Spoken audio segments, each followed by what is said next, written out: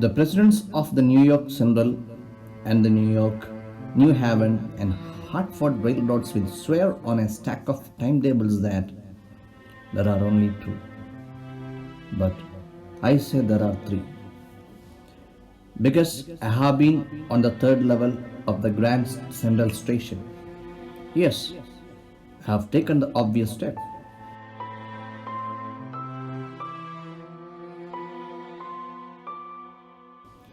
I talked to a psychiatrist friend of mine, among others. I told him about the third level at Grand Central Station, and he said it was a waking dream wish fulfillment.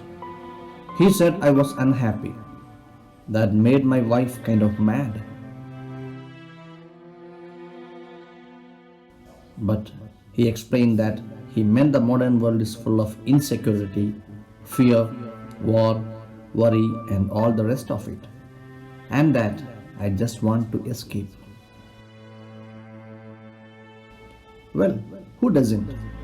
Everybody I know wants to escape, but they don't wander down into any third level at Grand Central Station. But that's the reason, he said, and my friends all agreed. Everything points to it, they claimed. My stamp collecting, for example, that is a temporary refuge from reality. Well, maybe, but my grandfather didn't need any refuge from reality. Things were pretty nice and peaceful in his day, from all I hear. And he started my collection. It's a nice collection too. Blocks of four of practically every US issue, first day covers, and so on. President Roosevelt collected stamps too. Anyway, here's what happened at Grand Central. One night last summer, I worked late at the office. I was in a hurry to get uptown to my apartment. So I decided to take the subway from Grand Central because it's faster than the bus. Now I don't know why this should have happened to me. I'm just an ordinary guy named Charlie, 31 years old, and I was wearing a tan garbadine suit and a straw hat with a fancy bag. I passed a dozen men who looked just like me, and I wasn't trying to escape from anything. I just wanted to get home to Louisa, my wife.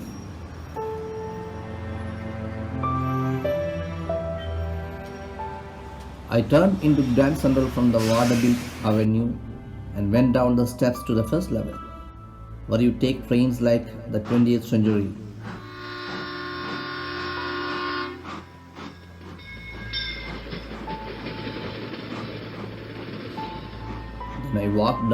Then I walked down another flight to the second level, where the suburban trains leave from, ducked into an arched doorway, heading for the subway, and got lost.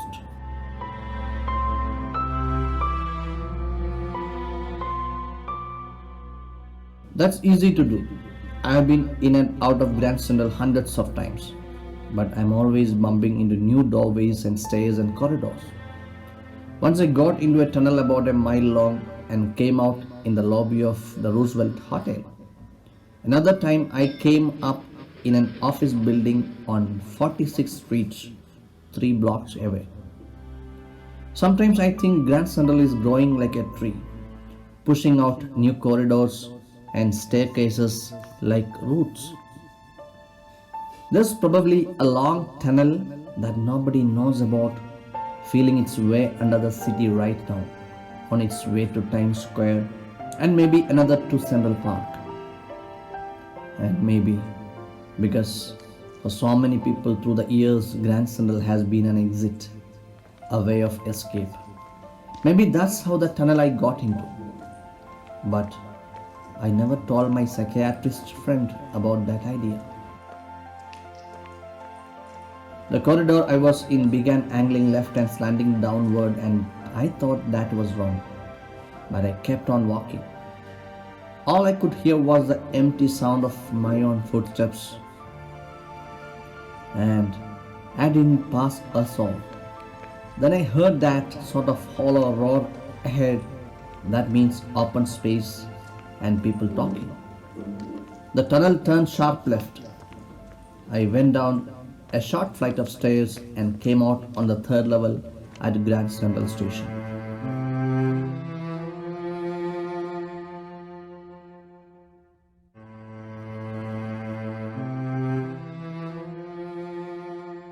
For just a moment, I thought I was back on the second level. But I saw the room was smaller. There were fewer ticket windows and train gates, and the information booth in the center was wood and old looking. And the man in the booth wore a green eye shade and long black sleeve protectors. The lights were dim and sort of flickering. Then I saw why. They were open flame gas lights. There were brass pitons on the floor, and across the station a giant of light caught my eye. A man was pulling a gold watch from his vest pocket. He snapped open the cover, glanced at his watch, and frowned. He wore a derby hat, a black four-button suit with tiny lapels, and he had a big black handlebar mustache.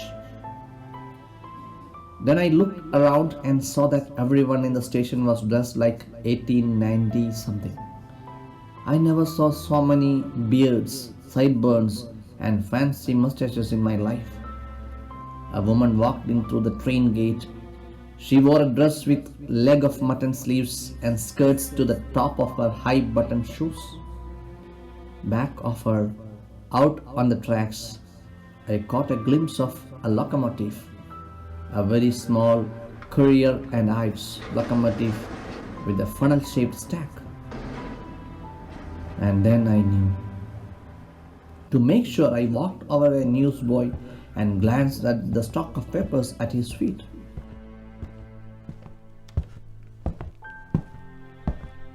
It was The World, and The World hasn't been published for years. The lead story said something about President Cleveland.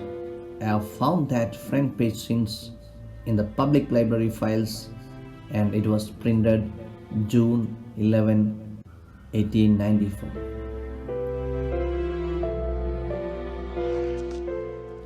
I turned towards the ticket windows, knowing that here on the third level at Grand Central, I could buy tickets that would take Louisa and me anywhere in the United States we wanted to go in the year 1894. And I wanted 2 tickets to Galesburg, Illinois. I can vouch for that. Have you ever been there? It's a wonderful town still, with big old frame houses, huge lawns, and tremendous trees whose branches meet overhead and roof the streets.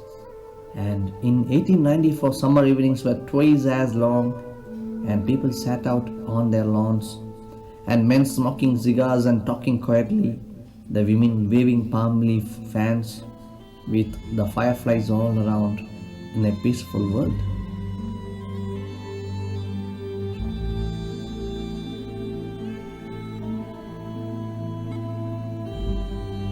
To be back there in the First World War, still 20 years off, and World War II over 40 years in the future, I wanted 2 tickets for that. The clerk figured the fare. He glanced at my fancy headband, but he figured the fare, and I had enough for 2 coach tickets, one way. But when I counted out the money and looked up, the clerk was staring at me. He nodded at the bills. "That ain't money, mister," he said. "And if you're trying to skin me, you won't get very far." And he glanced at the cash drawer beside him. Of course, the money was old-style bills, half again as big as money we use nowadays, and different looking. I turned away and got out fast. There's nothing nice about jail even in 1894. And that was that. I left the same way I came, I suppose. Next day during lunch hour, I drew $300 out of the bank, nearly all we had, and bought old-style currency that really worried my psychiatrist friend. You can buy old money at almost any coin dealers, but you have to pay a premium. My $300 bought less than 200 in old style bills. But I didn't care. Eggs were 13 cents a dozen in 1894. But I have never found again the corridor that leads to the third level at Grand Central Station, although I have tried often enough. Louisa was pretty worried when I told her all this and didn't want me to look for the third level anymore. And after a while, I stopped. I went back to my stamps, but now we are both looking every weekend because now we have proof that the third level is still there. My friend Sam Weiner disappeared. Nobody knew where, but I sort of suspected because Sam is a city boy and I used to tell him about Galesburg. I went to school there and he always said he liked the sound of the place, and that's where he is, alright, in 1894. Because one night fussing with my stamp collection, I found, well, do you know what a first day cover is? When a new stamp is issued, stamp collectors buy and use them to mail envelopes to themselves on the very first day of sale, and the postmark proves the date. The envelope is called a first day cover. They are never opened. You just put blank paper in the envelope. That night, among my oldest first day covers, I found one that shouldn't have been there. But there it was. It was there because someone had mailed it to my grandfather at his home in Galesburg. That's what the address on the envelope said. And it had been there since July 18, 1894. The postmark showed that. Yet I didn't remember it at all.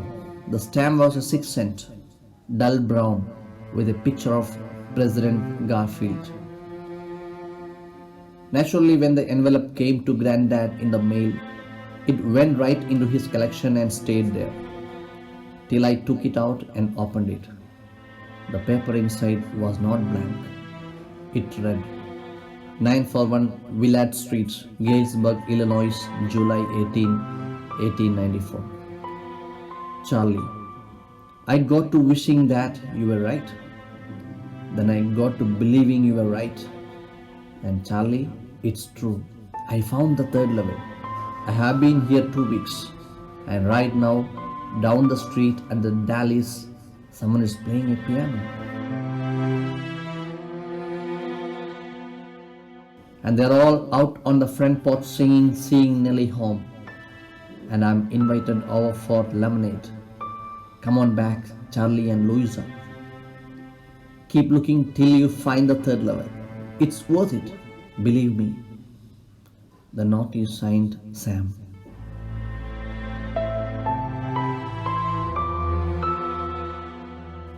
At the stamp and coin store I go to, I found out that Sam brought $800 worth of old style currency. That ought to set him up in a nice little hay and feed grain business. He always said that's what he really wished he could do. And he certainly can't go back to his old business. Not in Galesburg, Illinois in 1894. His old business? Why?